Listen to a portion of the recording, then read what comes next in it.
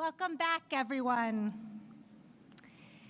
It is exhilarating, and I'm betting it's also exhausting to be with so many people in real life, going to so many amazing programs. It's so different from the last 2 years. So along with the other conference chairs, I hope that you are being filled up with ideas and relationships and experiences. I want to echo some remarks that Rabbi Isaiah Rothstein made yesterday in the opening plenary, and I want to urge you to drink a lot of water, maybe spend a few minutes outdoors just looking at the sky if it's not pouring rain, and to take care of yourselves in ways that work for you. Right now, we are inviting you to move from the expansive energy that JPro and JFNA have unleashed and to come together right now in a quieter space, a reflective space. So to begin that transition, I invite you to take 3 deep breaths with me.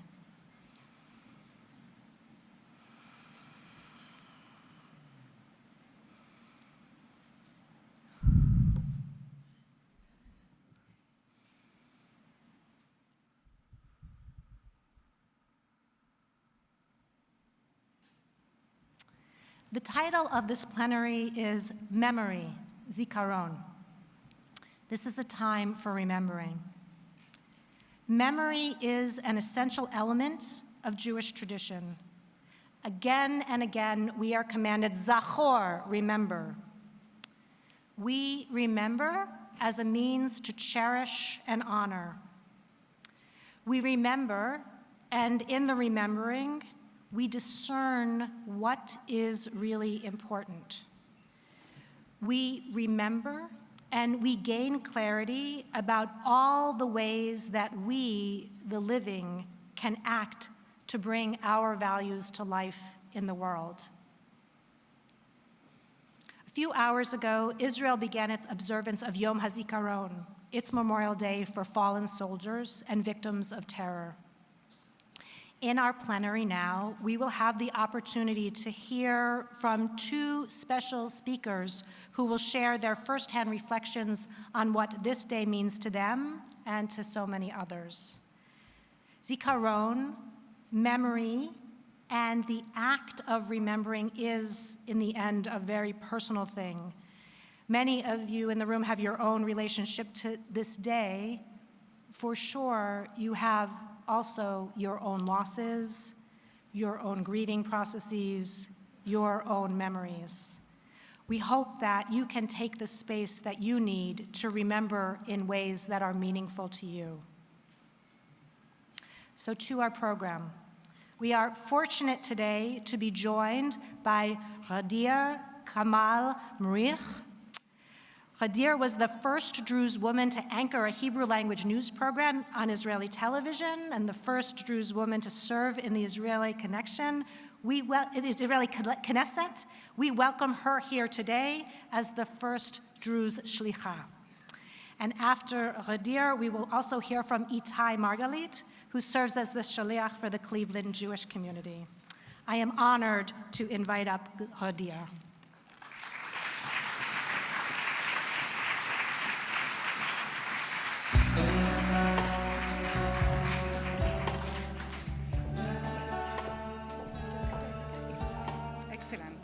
Gadeer, Kamal, Mreeh. Hi, good evening. I dedicate my speech today to all our fallen soldiers and lives lost by terror.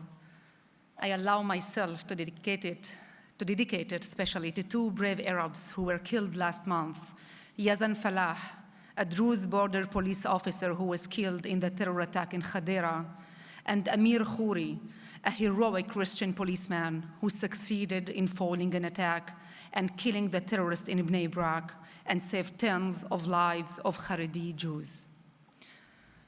My name is Gadeer. I am an Israeli but not a Jew. I am an Arab but not a Muslim. I am a minority within a minority. My mother tongue is Arabic, my religion is Druze, and I am a proud Israeli citizen. Good luck.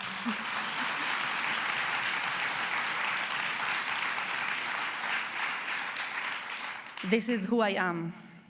I am the 8th generation living in that land. I was born in Daliat el-Carmel, the largest Druze village in Israel. In my village, our national anthem, Hatikva, was written when Naftali Hertz Amber lived in Lawrence Oliphant Home. That home that we call today Beit Yad Labanim, where we commemorate our soldiers, the Druze soldiers, 439 Druze soldiers who fell protecting the country. Our country, that I am representing those days with my work with the Jewish Federation of Washington, D.C. and Hillel International as the first non-Jewish senior envoy of the Jewish Agency for Israel. Thank you.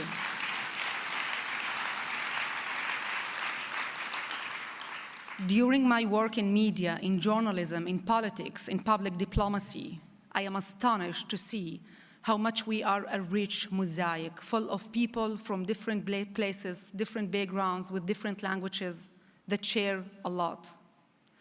During my work, I toured the country, north and south. I met Bedouins, Circassians, Christians, Muslims, Druze, and Jews. I saw how much we are all, Arabs and Jews, right and left, Mizrahim and Ashkenazim, we are all Israel. I saw real Israel. I saw the beautiful faces of Israel. 1 year ago, on the 30th of April, we had Har Miron crowd crush. 45 Jewish worshippers were killed. The people who were waiting to help the people who were injured in that event were Arabs from nearby villages and cities. We had amazing photos from Tamra. People just brought bottles of water and everything they had to help their brothers, the Jewish people. 3 years ago, there were flooding in Nahariya. Jewish people lost their stores, their restaurants. People, Arabs from Mazra'a, a tiny village near the city of Nahariya, came to help their brothers. This is Israel that I saw. This is the beauty of Israel that I saw. And in every year,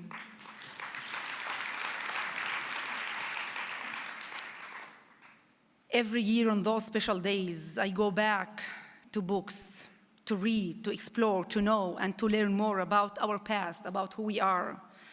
It is amazing to see how much our history is intertwined. If we talk specifically about our relationship, the Druze and the Jews, it is incredible to see that our strong bonds started even before the establishment of the state, when our leaders realized that there is a similarity between our values, the Druze and the Jews. Then we decided to build with you, the Jewish people, our state, the state of Israel. Did you know that the first visit of Ben Gurion to non-Jewish home was to a Druze village, Julis, in 1959, when he visited the spiritual leader of the Druze community, then Sheikh Amin Tarif? Did you know that in June 46, during Shabbat HaShchura, Black Friday, the mayor of the city of Haifa, Abba Hushi, was hidden, was protected by the Druze who saved his life?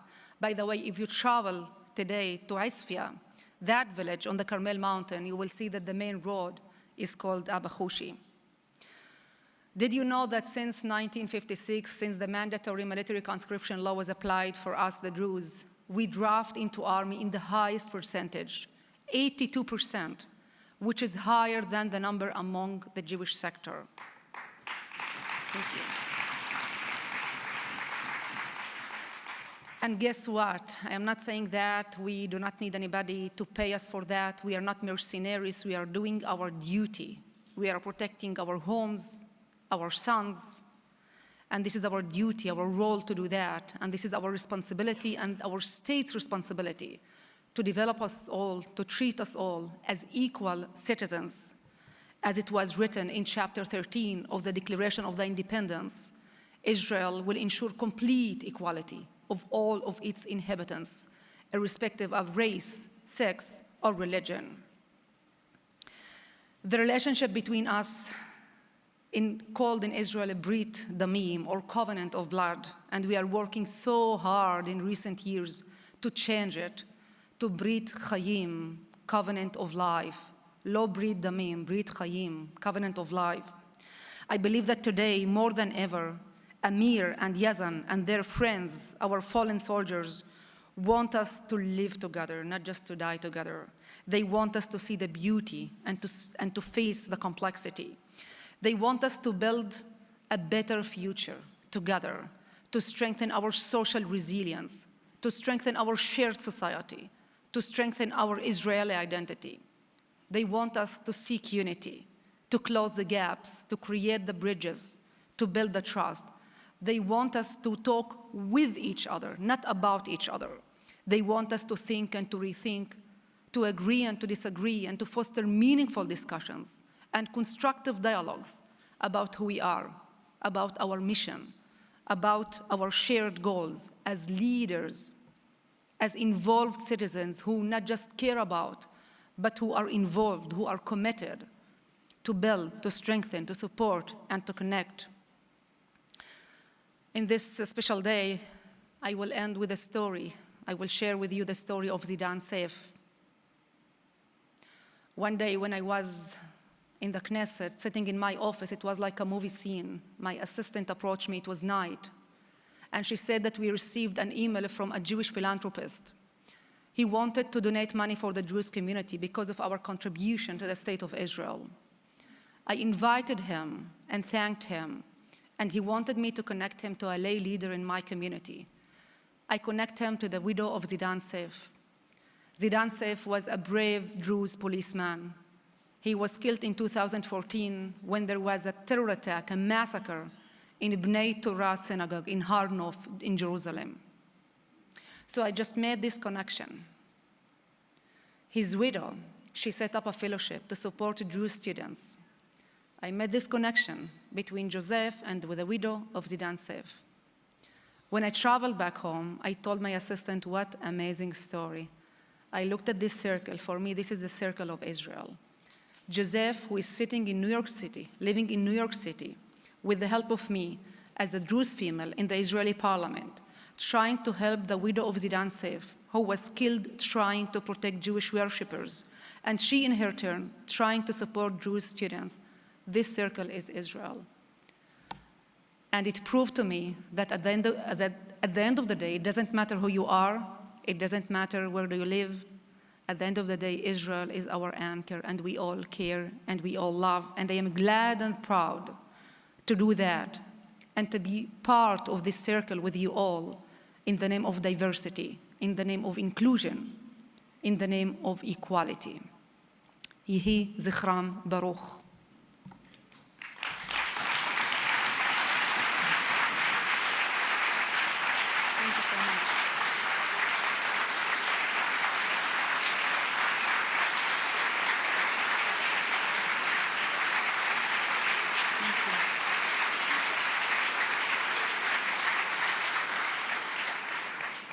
Thank you. Now I welcome Itai Margalit, Community Shaliach at the Jewish Federation of Cleveland.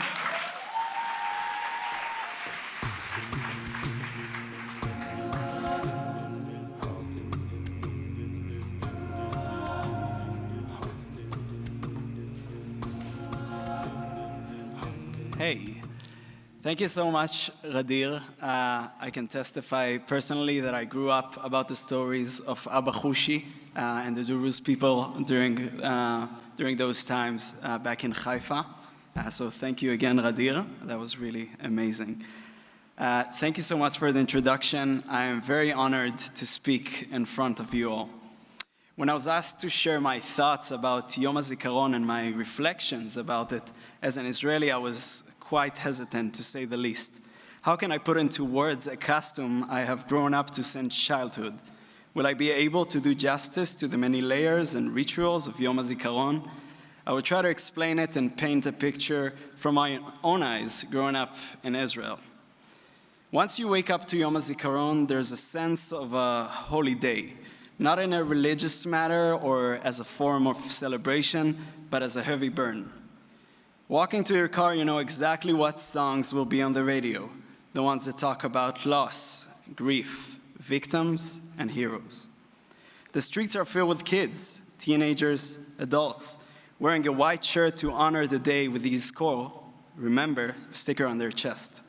Everything stops at 11 a.m. sharp when a 2-minute siren sounds. Highways freeze, ceremonies are officially starting. During this day, Israeli channels only show Yom HaZikaron related content, and the cemeteries are full with families and friends who lost their loved ones. When I was younger, growing up in Haifa, the commemoration of terror attack victims for me always related to sports. In elementary school, I remember heading out with my school soccer team every year to play in a tournament in the memory of Orly Ophir. Orly was a young, talented soccer player. She was murdered at the age of 16 in an Arab restaurant in Haifa in a suicide bombing. In middle school, I remember the highlight of the year was winning the school championship in basketball and playing a game against Chilik's friends. Chilik's friends were a group of former classmates of Chilik Sharvit. Chilik Sharvit was an alum of the school that I went to, and he was murdered at the suicide bombing in Bet Lid. The game always included a ceremony with his family and was played in front of the whole school.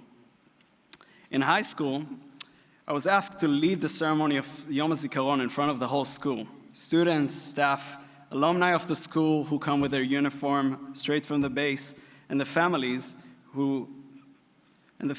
of those who lost their lives and attended the school.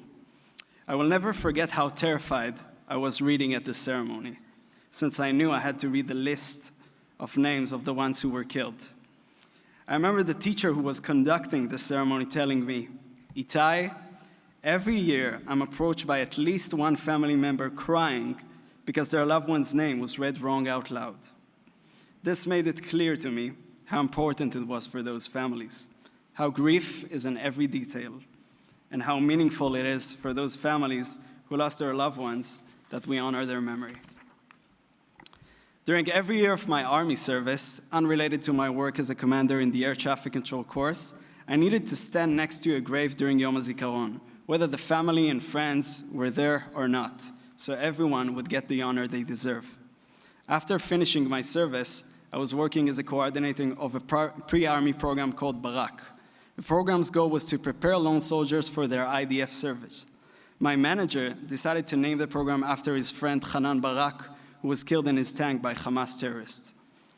The Yom HaZikaron day and commemoration impacts you differently at every stage of life. This year is the first year I'm not going to be in Israel during Yom HaZikaron. Shlichim who are in their second or third year of shlichut tell me these are always the hardest days during their experience here, feeling connected to the commemoration while everything outside looks so normal. This is just one of the reasons why it was so important for me to commemorate Yom HaZikaron the best way I can, even if it's outside of Israel. Working with the Federation Young Leadership Division, we had the annual Ratzim LeZichram, running in their memory event in our community. This is a tradition that started in Israel and was brought to Cleveland by a former shlicha. This year we had grieving families from Israel send us their loved ones' stories, and each participant ran in the memory of a specific person. The families received the pictures of our community members with a bib on each shirt with their loved ones' names. I want to invite you to join us tomorrow as we're holding another Ratzim LeZichram just for the conference participants. We will be meeting outside the Hilton Hotel at 6:45 a.m. I know it's early, but if you feel like it, that's the place for another special opportunity to commemorate. Thank you everyone so much and for the honor to speaking here. I want to introduce the next speaker, Noah Farkash. He's the president and the CEO of the Jewish Federation of Greater Cleveland. Thank you again.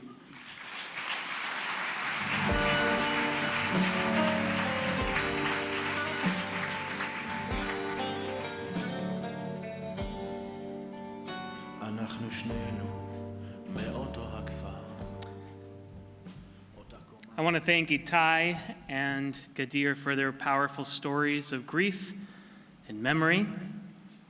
I want to make one correction to the record, if that's okay. Erica is the president and CEO of the Federation of Cleveland, and she's amazing, so we can give her a round of applause. I happen to be from Los Angeles.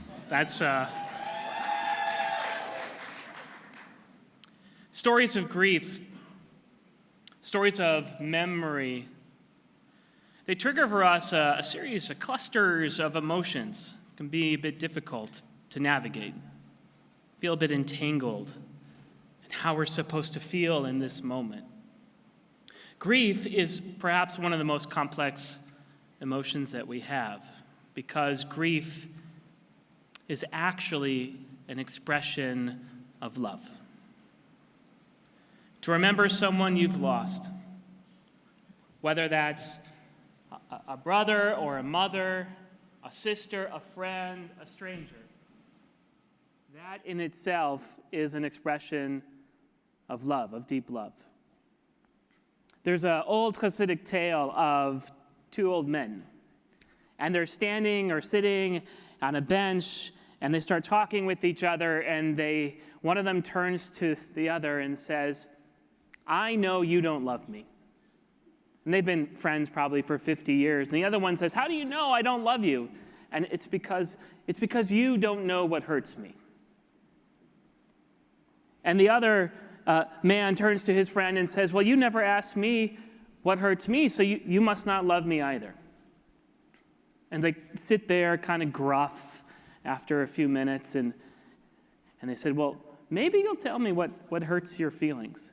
And the other one says, "It hurts my feelings that you don't ask me about my feelings." But the truth is that love is such a powerful and complex emotion. What one of the individuals in that story is asking of the other individual is to do the impossible, which is to read someone else's mind without enough context, without history, and to expect them to feel what you're feeling in this very moment. Which is why love is so complex, because in this moment, many of us, whether it's a political divide, an ethnic divide, a wealth gap, a geographical divide, any type of those kinds of divides, the things pulling us apart as a community, is because we've stopped expecting each other to love ourselves. And we've stopped asking each other, what hurts you? And then responding to that hurt. The stories you just heard about Yom HaZikaron, they are vulnerability in public, explaining very much what hurts the Israeli soul. And those are the kinds of public vulnerability that we need today. In fact, in this week's Torah portion, which is Parshat Kedoshim, it's the very center of the Torah. I don't know if you know this, but the book of Leviticus is the center book of the Torah. In the middle of the 5, it's number 3. Kedoshim is in the middle of that third book, which makes it the center of the Torah. And Aaron had just gone through this whole process of going through the Yom Kippur ceremony of sanctifying the shrine, of cleansing the shrine, cleansing himself, giving expiation, big word, I know, but for sins. And now he comes to the center of this story. And at the center of it is the holiness code. And at the center of the holiness code is one simple foundational commandment. V'ahavta l'recha et kamocha. Love your neighbor as yourself. Now, it's not the kind of love that you see on Instagram where someone looks perfect and there's champagne and bubbles. It's not the kind of love that you even see where parents are taking their kids to birthday parties. It's not that kind of love that Aaron is talking about, and it's not that kind of love that we need today. What Aaron is talking about is a love that is more than a feeling. It is a deed. It is a mitzvah.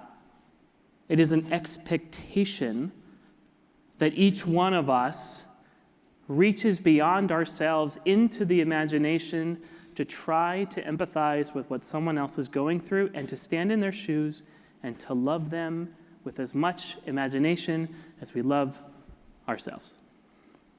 Love is no longer just a party. It's no longer just about having fun. It is about building a covenantal relationship. It is at the center of the Torah, and it is exactly the kind of covenantal love that we need today.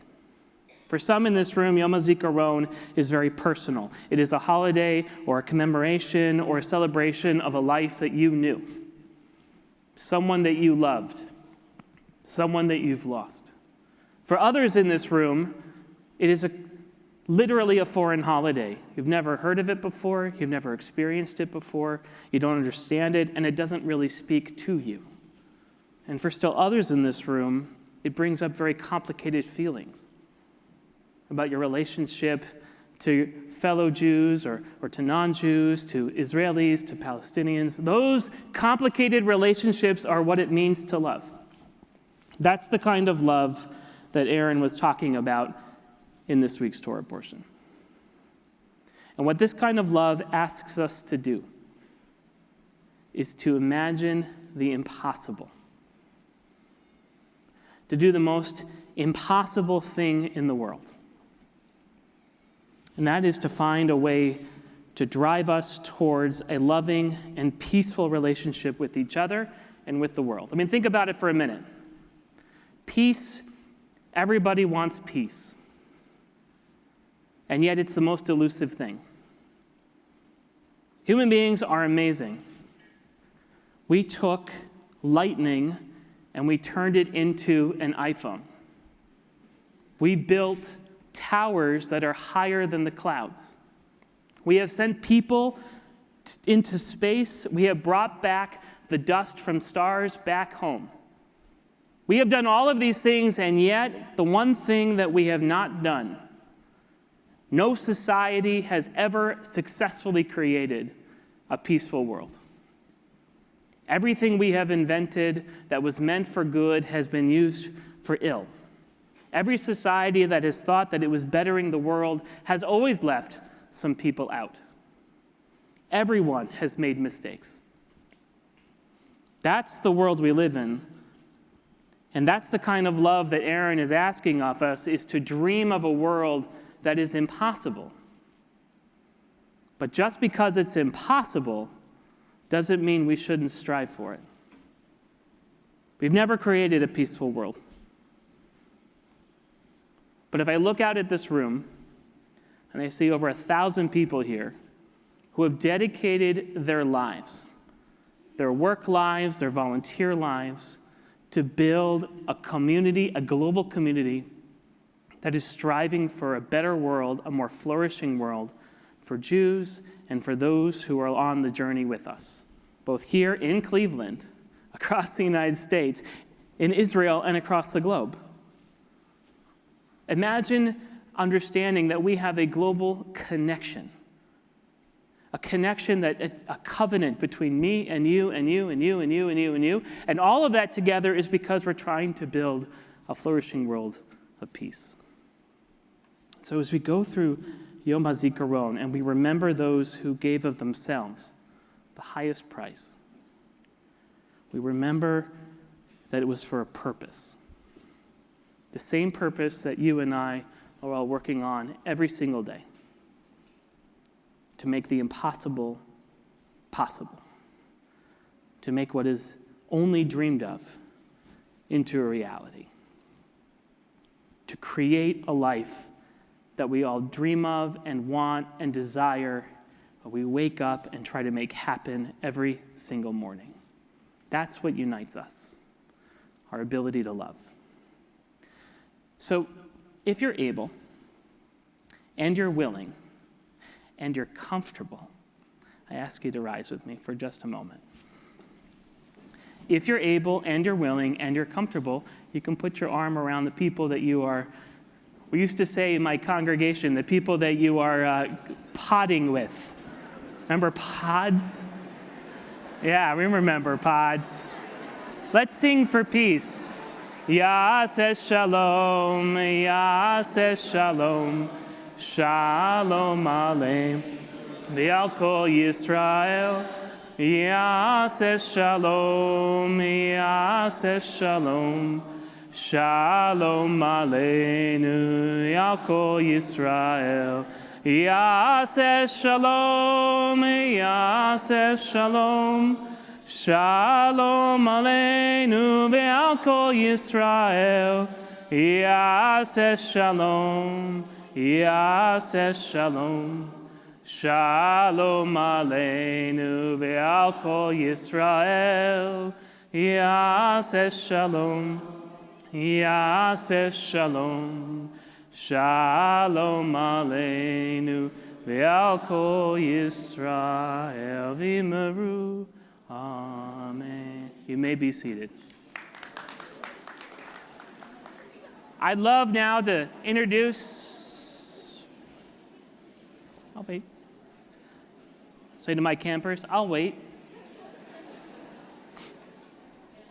Love to introduce to you one of my very dear friends, longtime colleague, Aliza Klein.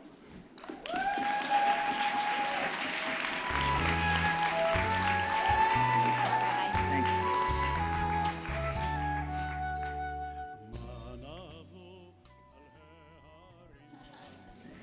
That is the dance I did at my wedding with my father, who did that. Sorry, this is very exciting. It's really one of my favorite songs, Ma Navu, and the man that we're about to honor is one of the creators of the Israeli dance folk festival. So, does everybody know it? You should learn it. Forward, side, back together, forward, rock, rock, and back together, down. I taught it at camp, and many years after, quite a few years ago, and a sadana. Yeah, thank you. Oh my God, it's my favorite.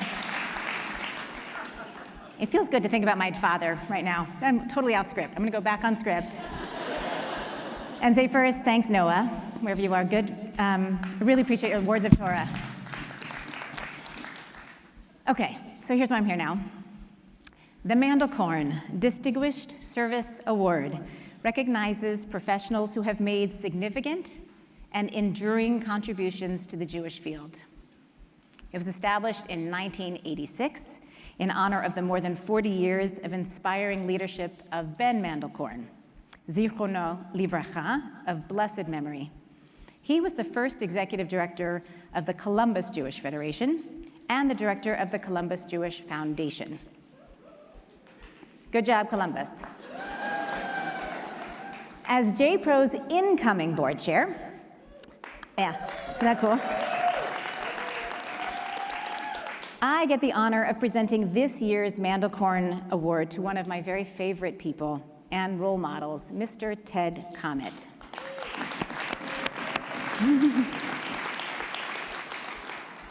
At a breakfast meeting several years ago with Alana Azen, JPro's then very new CEO, I learned about Ted's storied career and long-time involvement with the organization. I was so inspired by his story. I sought out ways to get to know him and learn more about him and see that he inspires really everyone he meets to be the best professionals that we know how.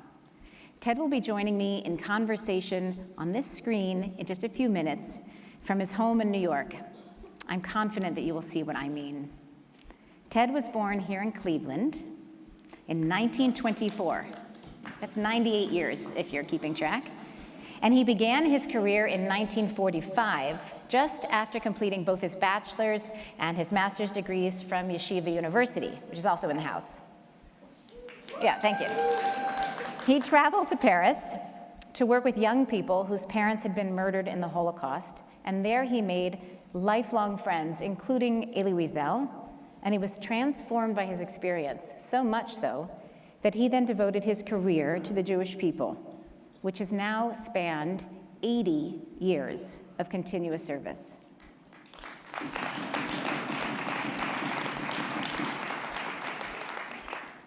Here are his qualifications for this award. Over those 8 decades, he served as Director, Brooklyn Zionist Youth Foundation, Director, Kehilath Jeshurun Synagogue, Director, American Zionist Youth Foundation, at the Council of Jewish Federations, a precursor to the Jewish Federations of North America, he served as Director of International Affairs, Director of the General Assembly, Director of Leadership Development, and Director of Project Otzma. Then, at the Joint Distribution Committee, the JDC, he served as the Associate Executive Director, which he now holds that title, but with the addition of the word honorary. Indeed. Finally, until 2018, Ted was also the director of the World Council of Jewish Communal Service. He and his beloved wife, Shoshana, Zichrona Livracha, may her memory be a blessing, raised a son and a daughter, and have 6 grandchildren and 11 great-grandchildren. Dr. John Ruskay, Executive Vice President Emeritus of UJA Federation of New York, and the 2003 Mandelkorn Award winner, is with us on live stream along with his wife, Robin Bernstein, the former CEO of the Education Alliance. John has been a close friend and admirer of TED since 1965, and he helped us prepare for this day. John calls TED the recognized dean and provost of the professional Jewish world. He uniquely combines deep knowledge of Judaism and the Jewish people, a collaborative spirit, which enables him to learn from everyone, and impeccable interpersonal skills. You will see this in a minute. TED's legacy includes the Celebrate Israel Parade, the Israel Dance Festival, the General Assembly, which he choreographed brilliantly for decades, and of course, far more. John says that TED has been a cherished gift to the Jewish world and a dear friend and colleague for a multitude of colleagues. TED is, quote, the model of professional excellence. When I was invited to join the JPro board, knowing that TED was a longtime member was part of what inspired me about the organization. TED's stories are legend, and I hope you have the opportunity to learn more about him and with him. But what stands out from our time together is his optimistic spirit, curiosity, deep humanity, and humility. Together with his wife, Shoshana, TED was teaching about the impact of trauma and the astounding power of human resilience decades before they became common parlance. May we all be inspired by TED's approach to living fully, generously, and kindly. What an honor to celebrate him today. Let's get started. Ted, I am so grateful for this time with you today. We're going to get into it. It's been a rough few years, and the people that I know have suffered and had a hard time making it through, and yet here you are at 98, still at it. What can you tell us about human resilience?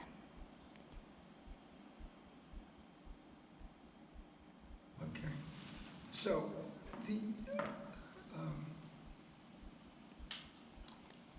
the first point I want to make out is a little not directly responding, but it's important to have a sense of context.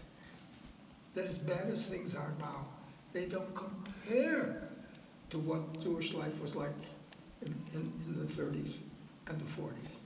So we really should think, and we got through those. If we got through those, we'll get through this.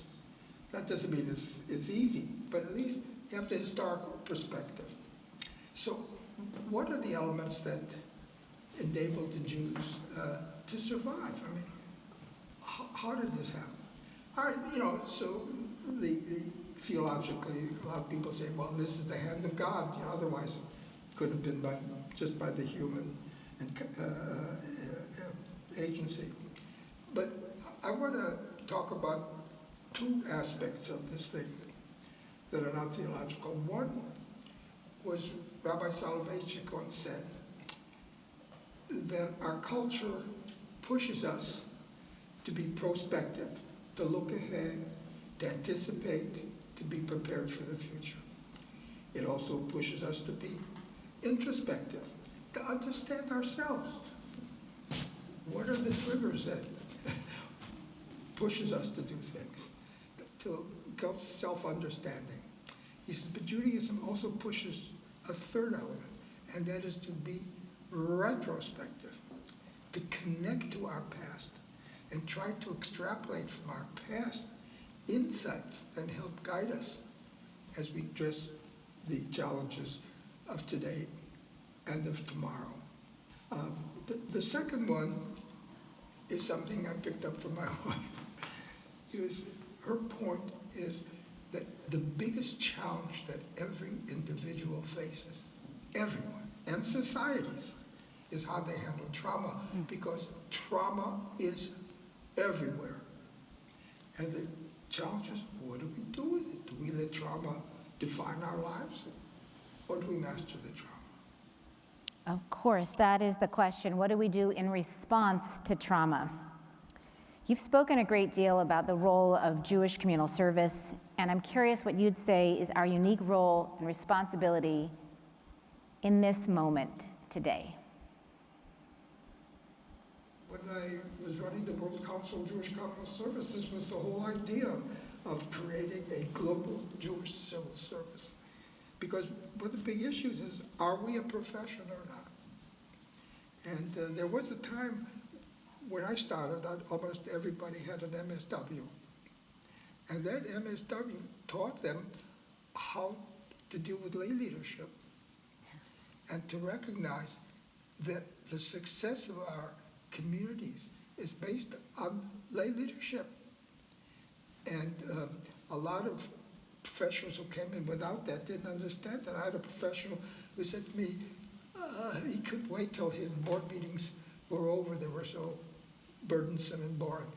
And I said, my God, that's where you educate, that's where you motivate, that's where you inspire. So this is our role. We're not technicians. All of us in our own way are Jewish educators. That has to be a self-consciousness.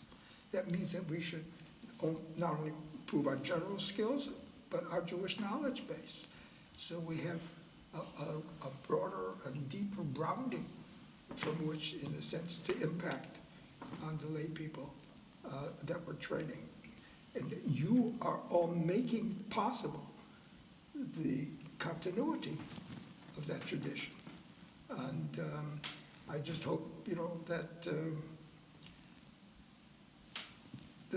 you will all have that conceptual framework in mind as you deal with the daily grind and the frustrations and the disappointments and the humiliations and everything that goes with being a professional, and just to feel that you are another link in the golden chain of the historic Jewish journey. I'm so grateful to you, Ted Comet. What final words would you like to leave this room of 1,200 people with today? Go away with anything besides the Jewish component was this: never think of yourself as a finished product, but always as a work in progress. Because if you achieve that, then you have retained the sense of awe and wonder that are the underpinnings of youthfulness. Amen, Ted.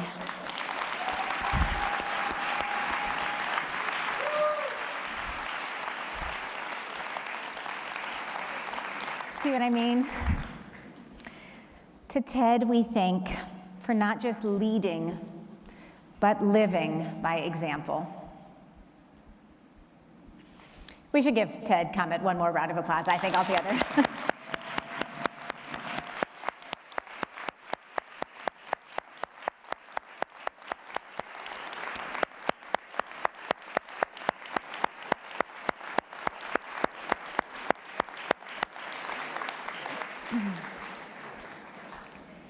JPro and all of us here today are stronger thanks to colleagues and heroes like Ted. Our organization exists to inspire and support each of us and our 80,000 colleagues across North America who devote our careers to what Ted calls the creative continuity of the Jewish people. That modifier is everything to me. I invite each of you to find and celebrate your place in the golden chain and to help us strengthen this field so that we may meet the challenges ahead with skill, integrity, humility, and the strength of our community. You ready? Next up, my friend and my colleague and JPro co-chair, JPro22 co-chair, Barry Finestone, to introduce the next part of the program.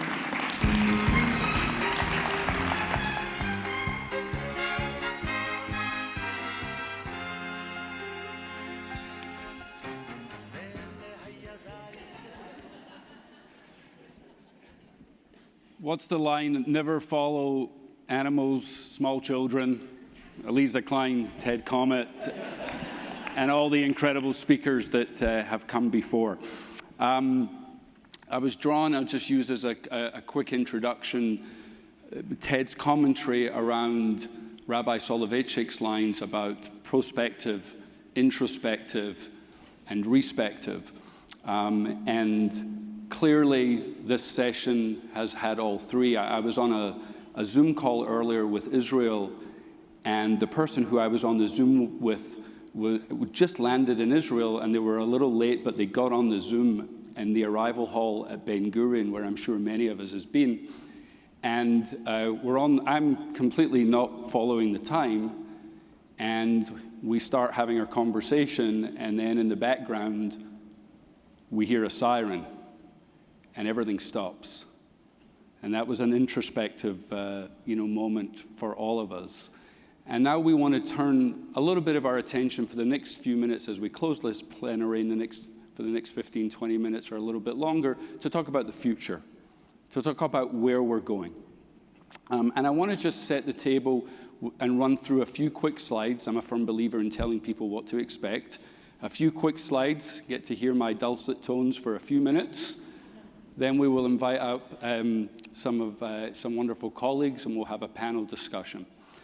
So I want to share with everybody what I've learned is a universal arc of every single organization, company, anything that you can think of in the world. Not-for-profit, business, doesn't matter. This slide was brought to my attention by a friend and consultant colleague called Michael Manis, who runs a company called Subculture. And I want to take you through it as a way to frame our conversation, and then a couple of other slides. So, how do companies start? How do organizations start? The first thing that happens is there's a divergent idea. Somebody has a thought, the light bulb, the epiphany. After the divergent idea, we move to an emergent team. Who's going to do this work? How are we going to put it all together? What's going to happen? What do we need? That divergent team comes together, and after a little while, there's a sense of operational growth. We have something. By the way, sometimes the emergent team can't get any further than operational growth. That's where we get to. We get to operational growth. After operational growth, we move into something that is called sustain and defend. We've built something. Now we've got to make sure that we sustain it. Now we've got to make sure that it actually lives and breathes. Now you know where this is going, right? Because now we're at the top of the arc, right? There's only one place to go after this one. Successful stagnation. The company, the organization, it's actually doing really well. It's being successful, but it is stagnating. And when it stagnates, after that, unfortunately, it goes into desperate decline. Now, let me be clear that companies, organizations can live in the sustain and defend and successful stagnation for an awful long time. Decades, 30 years, 50 years, 60 years. They can live there, but ultimately, over time, it will end up in demise. Okay? You know, I give the example of Kodak an awful lot. I mean, fully in the business of sustaining and defending. I'm fully in the business of successful stagnation, even when digital cameras began to come out, right? So how do we solve for this? We solve for this by always trying to make sure that there is some group of people inside an organization who are going back to a divergent idea. So when we hit sustain and defend, the easiest thing to do is just to keep going. But somebody has to be thinking about the divergent idea again. And as you look at this slide, I just say to you, where's your organization in this? Where do you fit in this? So that's a frame about why R&D is important, why it's important to be constantly thinking about the future. Now, I want to shift to something a little different, that speaks to why it's particularly difficult to do in these particular times. In the late 80s, the US Army College, which is the educational arm of this country's military, based in, I think it's in Carlisle, Pennsylvania, came up with a concept that was called VUCA. Some of you might have heard of VUCA. And VUCA stands for volatility, uncertainty, complexity. Sometimes the C is replaced with chaos. I like complexity better. And the last one is ambiguity. And what the US Army College said a few years later was the following. The world will enter into this place at some point in the future. We can't say exactly when, but it will ultimately enter into a VUCA stage, and VUCA will become normal. Okay? Now, there were two things that drove their kind of think tankiness on this. One was, in the early 90s, globalization. Thomas Friedman, the world is flat. The world was opening and expanding at a massive rate. The second thing that happened in the early 90s, of course, or the late 80s, early 90s, was the commercialization and adaptation of this little thing that we call the internet. And they basically said that these two things coming together are going to collide, and there's going to be this massive shift in the world. The world trucked along for a number of years, and then 2007 happened, and there were a couple of things that happened in that time span that set us into the world of VUCA. Any guesses? Anybody want to throw out something that happened in 2007? These suckers here. All right, we've all got them in our pocket. I have to tell you that on Thursday night, my wife and I went to see John Mulaney in concert at an outdoor theater, and because he must have some deal with HBO or somebody, everybody had a magnetic pouch that their phone went into, that you held onto, and you was not able to open it until you walked out and somebody put a magnetic one. It was 3 hours. I got to tell you, the first 20 minutes were absolute hell. I felt like John Mulaney was telling us about his intervention with his addiction problem, and I was going through the same. I was going through withdrawal. 2007, anything else happened in 2007? The economy, the financial crisis, right? That threw the world into something very different. By the way, that was compounded, not a political statement, by the election of the first African-American president in 2008. And all of a sudden, we are moving into a world that is looking very different than it has before, okay? And the people that in the think tank, they said, this is not going to go away. Now, here we are in 2022, and we have a Trump presidency, we have COVID, we have Ukraine, we have that leaked document from the Supreme Court last night, all of which is to say, this is now normal. It's not going to be when we go back to normal. So, quickly, a quick reframe of VUCA before I bring up because VUCA is negative in some ways. So maybe the V can stand for our need to have vision. Maybe the U can stand for our need to have an understanding of our world in different ways right now. Maybe the C that means that we need to be focused. Who can do what? Let's stay focused. It's very difficult to do an awful lot of things well. Let's do one or two with complete and utter clarity. And the A stands for adaptability and agility. And the reality is that in the last several years, in the last several months, and in the last couple of years, we have seen so many of our colleagues and all of you who have basically demonstrated vision, understanding, clarity, and adaptability. And I want to invite and bring up a few colleagues here, and we'll engage in some questions around that. So, please welcome my colleague and friend, Yakir Manella, the CEO of Hazon.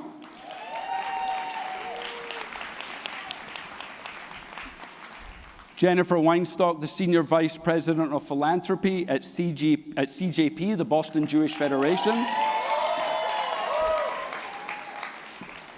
Kamal Palmer, founder and principal of a company that focuses on global leadership development and DEI strategies.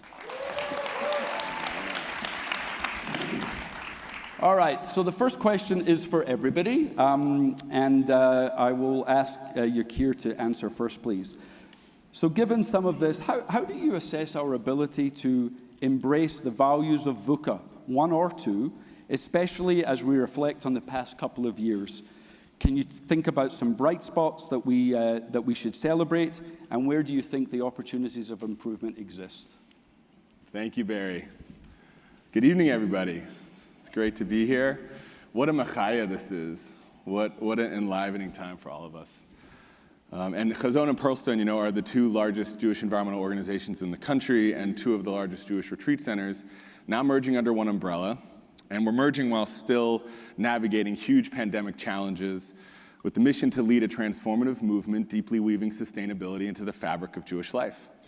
And we do that through immersive retreats, Jewish environmental education, climate action, and strategic partnerships.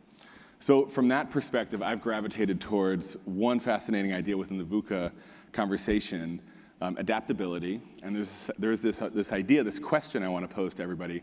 What is our adaptability quotient? What is our ability to adapt? How do all our organizational cultures prepare us to adapt with resilience or not? And I want to ask us, where in the Jewish world might we find the highest adaptability quotients? Where might we find the lowest? And what's the systemic change needed to move that needle? I would say VUCA really can create focus, ingenuity, and innovation. And it demands more than individual leadership. It requires collective action. And in that context, partnerships and collaboration are definitely a major bright spot over the last couple years. At Pearlstone, we see that locally in Baltimore with the leadership of the Associated and interagency partnerships across our system. We have a great partnership with the Baltimore JCC, creating a Jewish nature preschool. We partnered with Eliza Klein and the One Table team to bring farm-to-table meals to young adults. We partnered with Jewish Community Services to do farm-to-table meals and programming for Holocaust survivors, and partnered with the Jewish hospital to provide mitzvah meals for healthcare heroes, where community members could step up and thank the healthcare heroes who have done so much over this incredible time. And nationally at Hazon, we see that through the Jewish Climate Leadership Coalition, a massive new effort to mobilize the Jewish world towards climate action. More to come on that soon. I would just say there's an opportunity and really a need to collaborate and partner even more moving forward, because despite a superstorm of VUCA crises, I would say, we're all still here, right? We're here because we're committed to serving the needs of our community, to educating and inspiring youth and young adults and communities, and responding to the societal challenges all around us. And fundamentally, I think we all can see that both qualitatively and quantitatively, the most effective way for us to do that is together. Wonderful. Thank you, Yakir. Jennifer. Sure. I loved the reframe slide, the VUCA reframe slide, which I had a chance to see in advance. And I think you could feel the energy in this room that it resonated for all of us. Like there was something on that slide that spoke to each of us and said, that is how I felt at moments over the last 2 years. It feels deeply personal. And I just want to say, as a person who spent the last 2 years safely in my home behind a computer screen, that I'm so grateful to all of you who've been on the front lines, working with children, working with teens, with campus students, with seniors, and with our vulnerable populations. I know that the last 2 years have been so much harder for all of you, and we're just so grateful for all of your efforts in keeping our Jewish life moving forward. There have been so many bright spots, and I think even during a time of such loss, and I love Julie's comment yesterday about sitting Shiva for a conference, because we've all experienced loss on such a spectrum, and to acknowledge it is so important. Two bright spots that I've really seen in our awesome community. The first is just inspiring rapid growth of philanthropy. We've seen a real democratization of giving. People are raising their hand and saying when there is a crisis, not just a crisis in the Jewish community, but a humanitarian crisis, whether it's COVID or the terrible conflict in Ukraine, I want to give Jewishly. I want to raise my hand and be counted. I want you to see me. And now it's our responsibility to see every single one of those people who have raised their hand to be part of this collective community and to respond.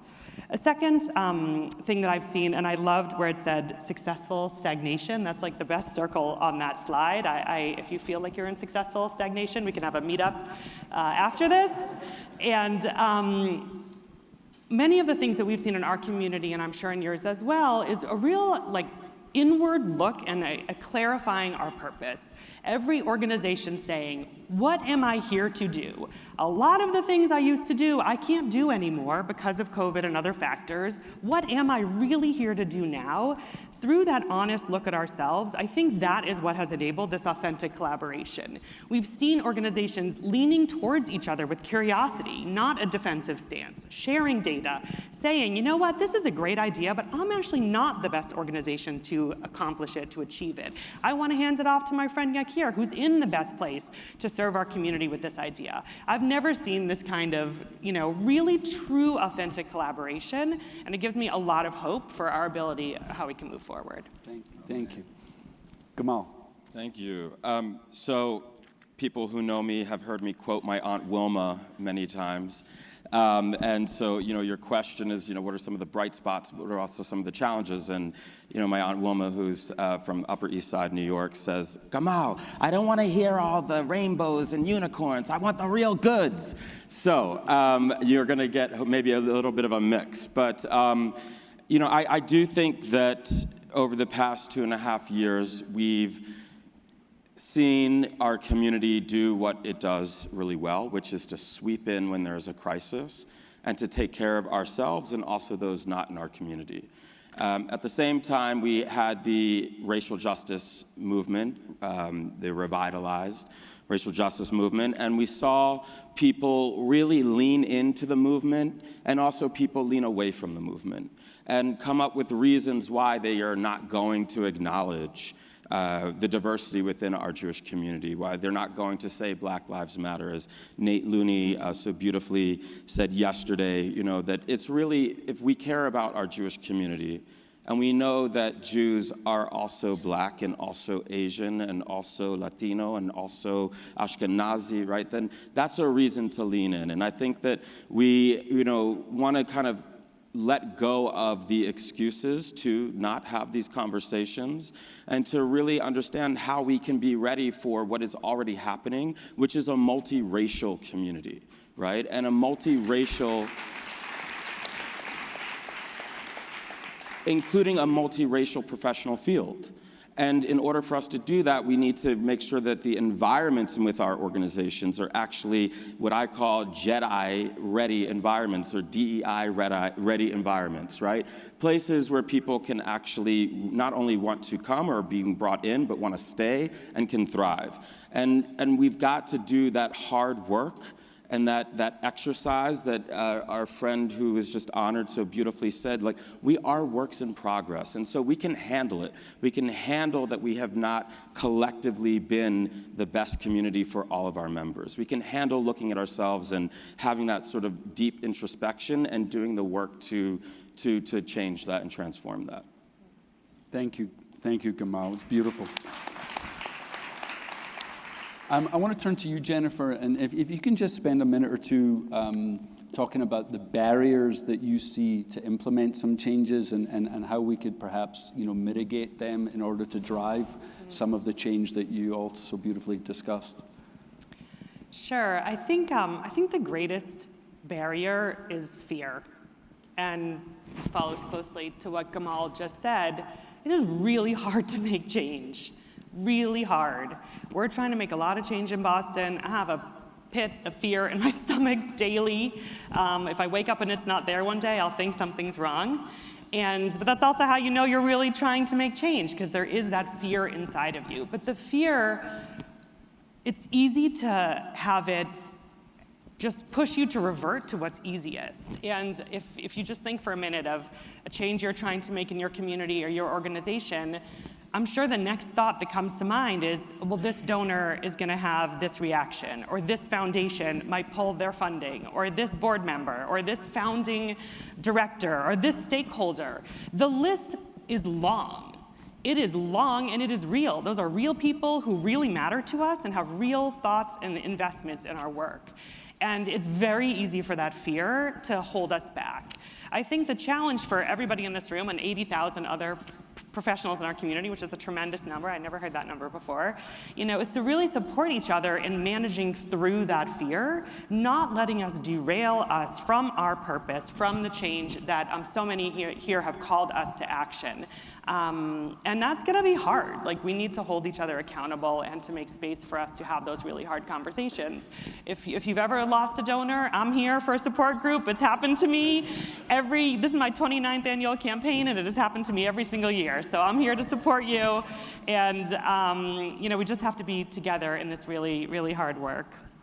The other thing I wanted to say, and I learned this a very long time ago from Harold Grinspoon, that it's a natural, like, human behavior, and maybe even a Jewish behavior, we do sing in the minor key, to have a scarcity mentality. Like, there's not gonna be enough. There's not enough food. There's not enough money. There are not enough people to fill all of our places. They're not the right people. The people we want won't come. It's such a natural thought pattern, and it's just not true. Like, there are enough people, but we're not welcoming them or connecting with them in a way that resonates with them. There definitely is enough money. There is plenty of Jewish philanthropy to go around all of our communities 10 times over. We're not compelling. We're not making a case that's meaningful, that's resonating. Like, the work is there to be done, and I think that just resting on that, that feeling of that there's not enough is not going to drive our work and our communities forward. I'd love to yes. I'd love to lift up something that you just brought up, Jennifer, which is, this idea that we can't make this decision because we're afraid that we're going to lose these donors. And not remembering or acknowledging that there's a whole slew of other donors that we are spending all this time and strategy trying to figure out how to engage, yes. But we won't give up. We won't make this one choice because we're afraid to lose what we have. Yet we're also simultaneously trying our darndest to get all those who we don't have, right? So it is okay to say we are making this choice. We have a hard line. This is how we feel. If we're no longer the right organization for you, there's another one out there. Trust me, there are plenty, right? And that we're also then welcoming in new philanthropy, new leaders, new voices, and new ways of thinking about how to, be Jewish in an American context. I just want to say I disagree. I don't think there's any room for improvement. I think we've nailed it cold. Everybody can go home. That's why you're here. Yeah. I would just add, I think this certainly relates. I think the most dangerous ism we have in our society that exacerbates everything else is short-termism. Right? Financial scarcity, ego, resistance to change, racism, climate change denial, authoritarianism. On some level, all of this is just an inability to realize we're all interconnected and we're all one. The whole Jewish people, all humanity, all life on earth.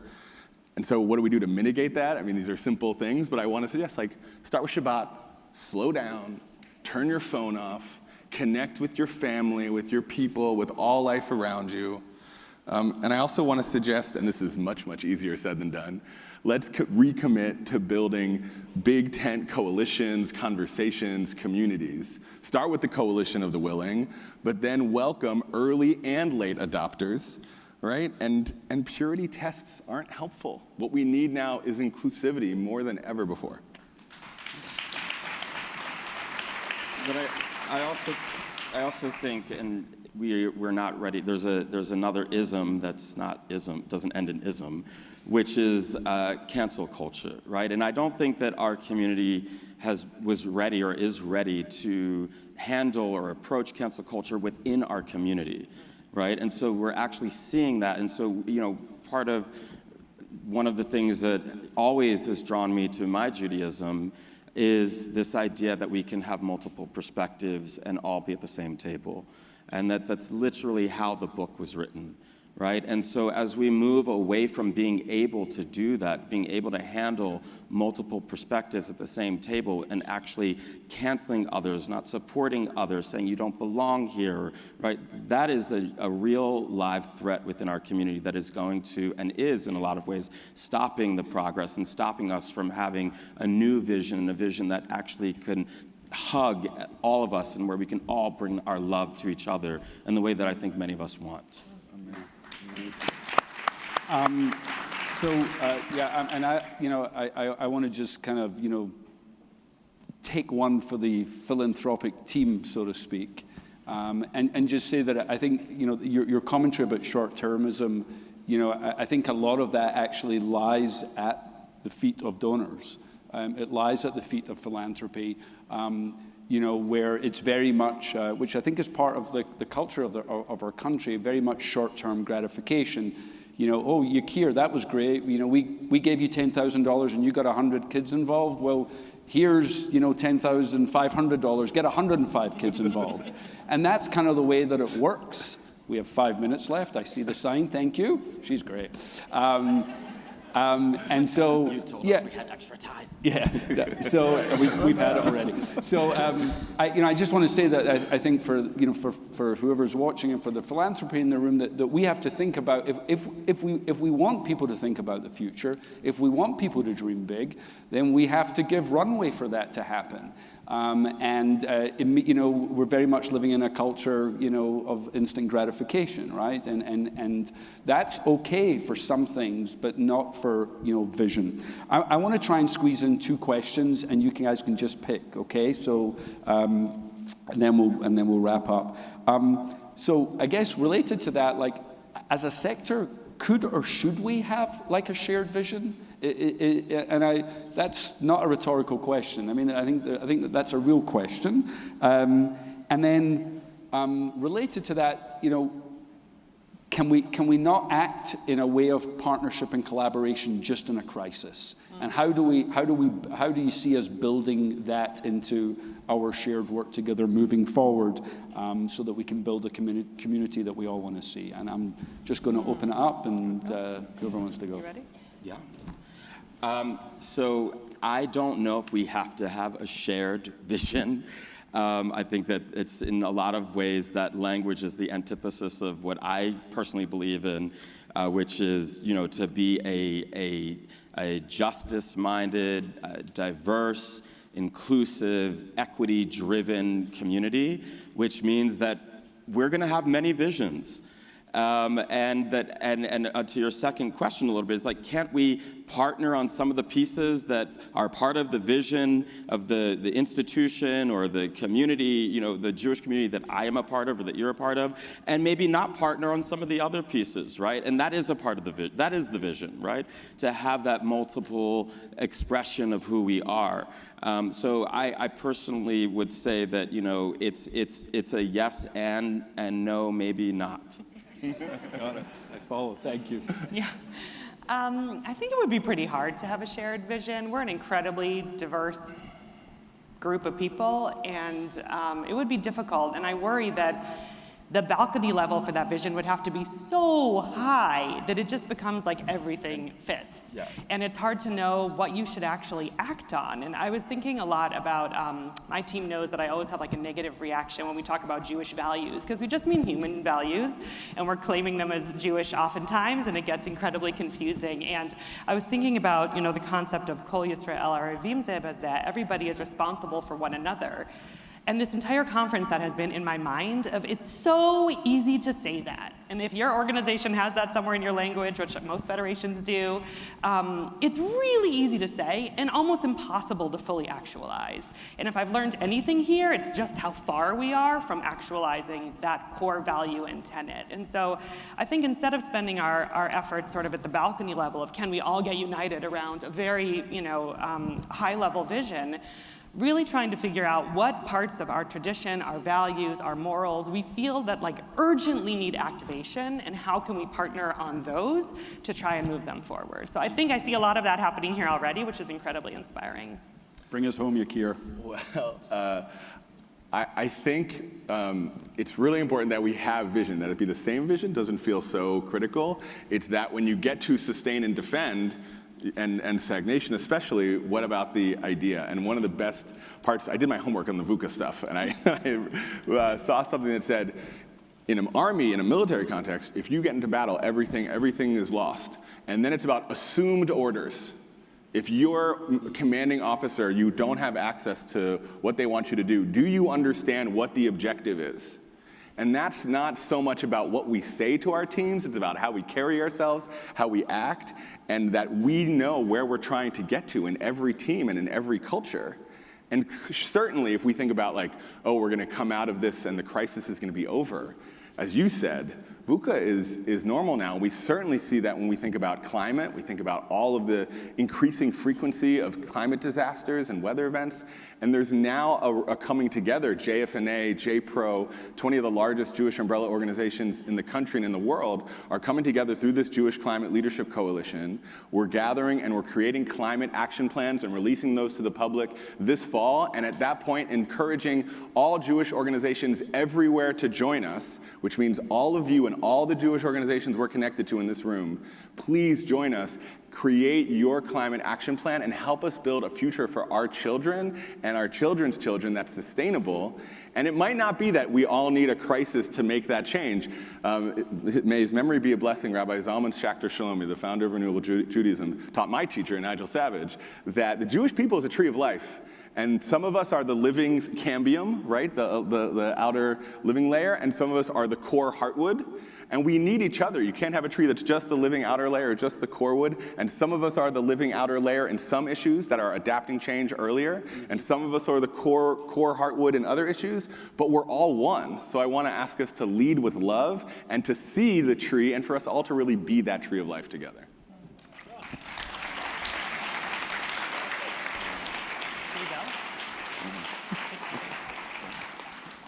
So, I often say that if the health of your body is somehow related to the skill of your doctor, the health of the Jewish community is firmly rooted into the skills of its leaders. And in Yakir and Jennifer and Gamal, we have wonderful leaders. So thank you all very much.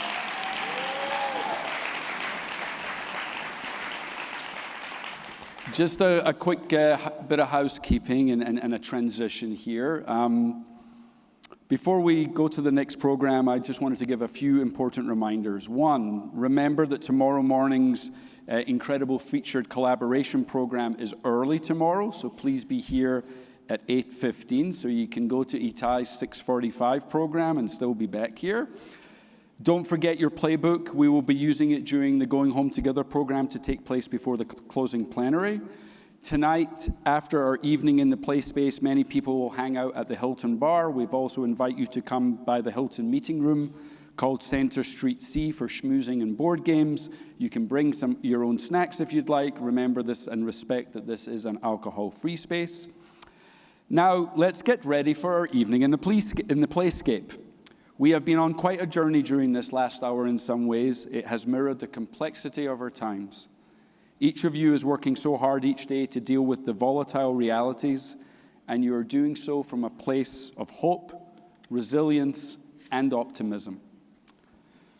With this in mind, we're about to turn to an evening that is designed to fortify resilience and celebrate the theme of our collaboration. As we heard wonderfully from Rabbi Noah Farkas, part of the DNA of the Jewish people is the ability to hold both joy and sorrow. For those for whom Yom HaZikaron is your primary focus tonight, we of course honor this, and please know that you may find a more subdued space in the quiet place located in room 15. In a moment, we're going to welcome you back into the immersive space outside these doors, which I am told has been magically transformed into the playscape. This is a place to have fun and experience collaboration. You will find all the elements that have already been in the space, as well as some surprises. We invite you to check out all of it, including the escape rooms, the tabletop games, and our delegation Pictionary tournament. You can sign up for an escape room time slot in the Wova app. Is it Wova or Wova? All right. It's a burning question I've had in my mind for a long time. I think everybody else has as well. I just wanted to name it. If you want to watch the tournament live, it starts at 7 o'clock. For those that were here in Detroit at JPro19, we had a different type of tournament, and I will tell you, you guys are really freaking competitive. There you go. And don't forget to gather with your colleagues to have your photo taken in our life-size Zoom box. There will be dinner and drinks available throughout the entire evening. This program runs for 4 hours. Come and go. We know how eager all of us are to reconnect and socialize. And on behalf of all the chairs, we can't wait to see you in Playscape. We will be there to greet you personally. Thank you.